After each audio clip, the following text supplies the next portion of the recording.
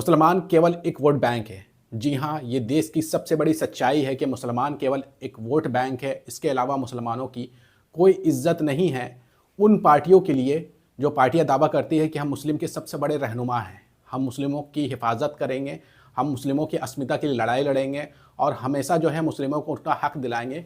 ये दावा करने वाली देश में कई सेकुलर पार्टियां हैं जो दावा करती है कि हम मुसलमानों के हक की लड़ाई लड़ते हैं, उनके राइट्स को बचाते हैं। लेकिन जब से मुफ्ती सलमान अजहरी को गिरफ्तार किया गया है, किसी भी राजनीतिक पार्टी के बड़े राजनेता ने कोई बयान जारी नहीं किया है, यहाँ तक कि इस बात की निंदा भी नहीं की है कि जिस तरीके से मुफ्ती सलमान अजहरी को गुजरात की एटीएस ने गिरफ्तार किया है। एटीएस का फुल फॉर्म होता है एंटी टेरर स्क्वाड। क्या मुफ्ती सलमान अजहरी कोई आतंकवादी हैं? लेकिन किसी भी राजनीतिक पार्टी ने मुफ्ती सलमान अजहरी के हक में कोई आवाज़ नहीं बुलंद किया है और ना ही उनके लिए कोई पहल की है जिससे ये देखने को मिले कि सेकुलर पार्टियां जो है वो मुसलमानों की फिक्र करती है। लेकिन इसी बीच दो युवाओं ने मुफ्ती सलमान अजहरी के लिए आवाज़ उठाई है।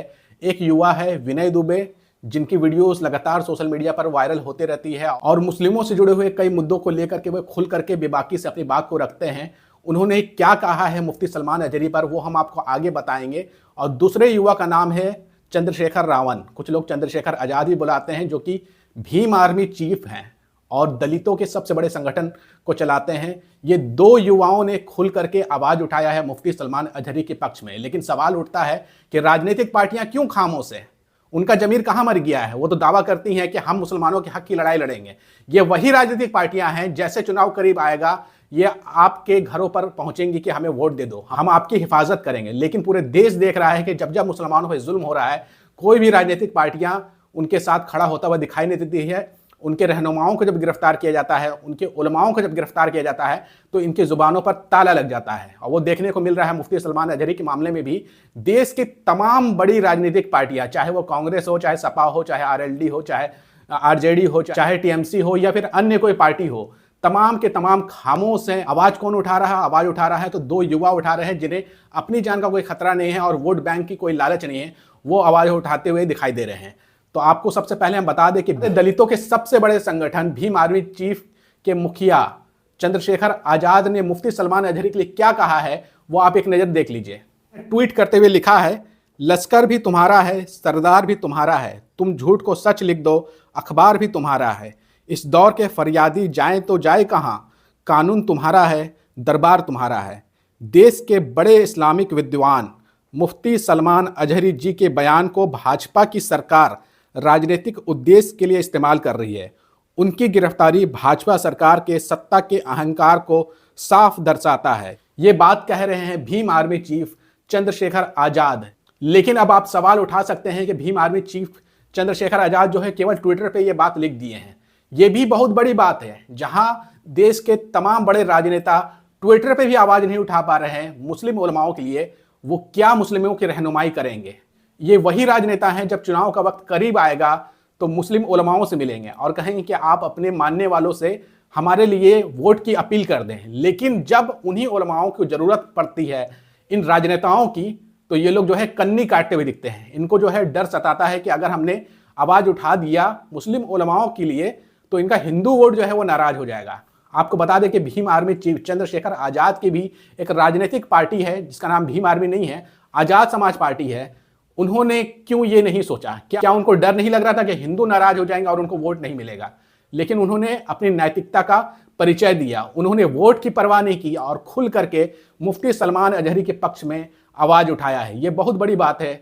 और हम भीम आर्मी चीफ चंद्रशेखर रावण से ये भी अपील करते हैं कि आप जो है इसके खिलाफ आंदोलन खड़ा करें, केवल ट्वीट तक ही बात सीमित ना रह जाए। लेकिन आपने आवाज उठाई है, ये बहुत बड़ी बात है। अब चलते हैं दूसरे युवा की तरफ जिनका नाम है विनय दुबे। विनय दुबे जो है लगातार मुसलमानों के लिए आवाज उठाते रहते हैं और उन्होंने दावा किया है कि वो 15 दिन के अंदर मुफ्ती सलमान अजहरी को जेल से बाहर निकलवा लेंगे। उनकी एक लीगल टीम है, वो गुजरात के लिए रवाना हो गई है और 15 दिन के अंदर मुफ्ती सलमान अजहरी जो है वो जेल से बाहर होंगे। विनय दुबे ने क्या कहा है आप देख लीजिए। विनय दुबे ने कहा है, 15 दिन में मुफ्ती साहब कानूनी प्रक्रिया से जेल से छूटेंगे।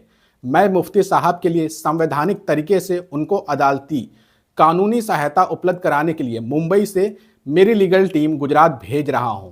तो विनय दुबे ने बड़ा ऐलान कर दिया है कि वो अपनी लीगल टीम गुजरात भेज रहे हैं और वो दावा कर रहे हैं कि 15 दिन के अंदर मुफ्ती सलमान अजहरी जेल से बाहर होंगे। जिस तरीके से उनको फंसाने की कोशिश की गई है वो काफ़ी ज़्यादा शर्मनाक है और पूरे देश में इसकी निंदा हो रही है। लगातार लोग सोशल मीडिया पे लिख रहे हैं, सड़कों पे भी उतर रहे हैं। आज कुछ तस्वीरें वायरल हुई है, कुछ वीडियोस वायरल हुई है राजस्थान की भीलवाड़ा की, जहां पर बहुत बड़ा जन सैलाब मुफ्ती सलमान अजहरी के पक्ष में खड़ा होता हुआ दिखाई दिया।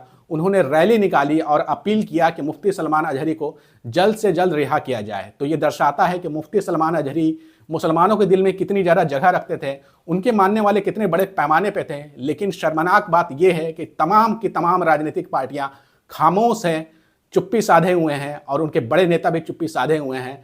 कोई भी अपना मुंह खोलने को तैयार नहीं है। सबको अपनी वोट बैंक की फिक्र है और मुसलमान भी वोट बैंक है, जैसा कि मैंने शुरू में बताया था। लेकिन इस वोट बैंक की कोई कद्र नहीं है।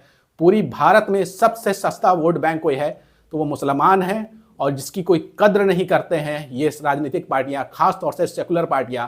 उनको बस चुनाव जीतने के लिए मुसलमानों का वोट चाहिए, उसके बाद मुसलमानों के घर पे बुलडोजर चले तब ये खामोश रहेंगे। मुसलमानों की बेटियों के साथ अत्याचार हो तब ये खामोश रहेंगे।